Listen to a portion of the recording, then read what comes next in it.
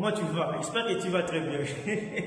Moi, je vais très bien par la grâce de Dieu. Déjà, comme vous voyez, je suis très content. Je suis très content parce que je me suis réveillé avec cette attitude d'action de grâce.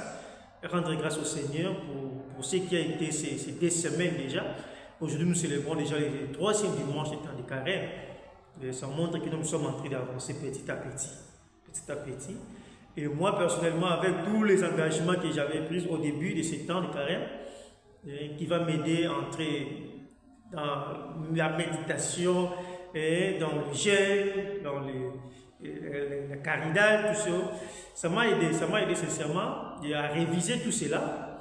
Et ce matin, je suis venu juste partager avec toi quelque chose qui a attiré mon attention dans l'évangile de ce matin.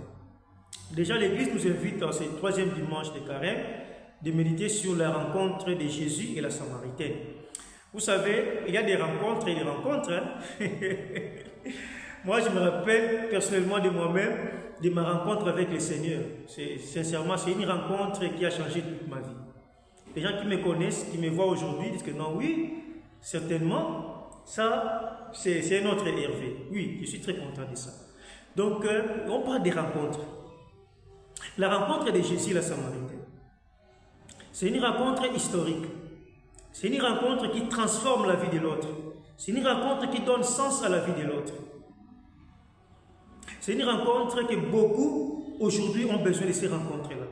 Une rencontre qui nous soulève, une rencontre qui nous donne sens, une rencontre qui valorise notre vie, une rencontre qui transforme notre réalité, qui transforme tout notre être. Jésus, c'est un peu très compliqué de voir Jésus qui a passé 40 nuits, 40 jours là-bas au désert, sans manger, sans boire. Et pour marcher juste une nuit, Jésus avait soif. Et il faut se poser des questions. De quelle soif a Jésus? Jésus a quelle soif? Jésus a tellement soif de rester avec toi. Soif de partager sa vie avec toi. Soif de te donner ce que tu as perdu. De te donner tout ce que tu as besoin pour rester comme fils et fille de Dieu. Et beaucoup de fois, nous sommes dans cela. Nous restons beaucoup plus dans les choses qui nous éloignent de nous. Et ce matin, Jésus nous invite seulement à cela.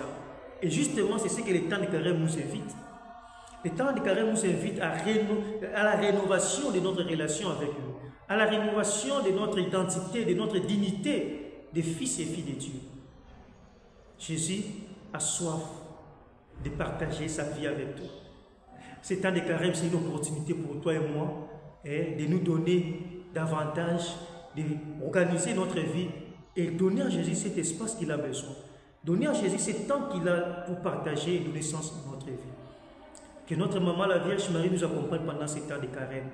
C'est être favorable, le temps de laisser que le Christ vraiment transforme notre vie comme il veut, selon ses critères, selon ses désirs, selon sa volonté.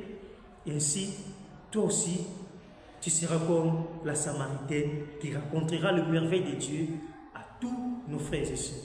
Bon dimanche à toi.